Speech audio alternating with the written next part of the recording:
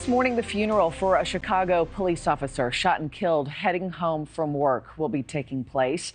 Officer Luis Huesca was still in uniform when he was gunned down, and his killer is still on the loose this morning. Police now posting a $100,000 reward to catch the person who pulled the trigger. NewsNation Chicago affiliate reporter Andrea Medina joins us live from Chicago. Andrea, what more do we know as we go into services today?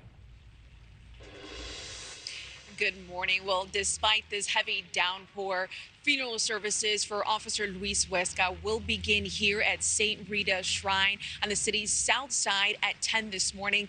Then from there, he will be buried with full honors at Rose Hill Cemetery on the city's north side. So, of course, there will be a very extensive funeral procession that will follow. In less than a year, the Chicago Police Department will be saying goodbye to a third promising young officer.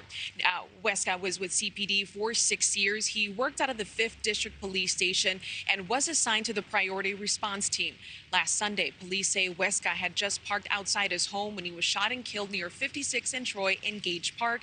He was still in uniform as he was arriving from his shift. He was killed 2 days before he would have turned 31 years old.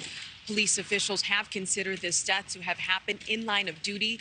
There was a public visitation yesterday at Blake Lamb Funeral Home in Oak Lawn, and if the massive crowd showing Huesca's family and CPD their support was any indicator, it gives you a sense of the impact he had on the community and the magnitude of what his death transpired.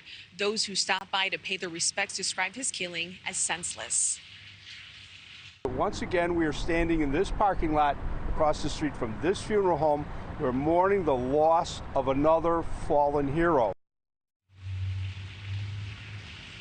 Now, while the community mourns the loss of Officer Huesca, police have named 22-year-old Xavier Tate as a person they're looking for in connection to the murder.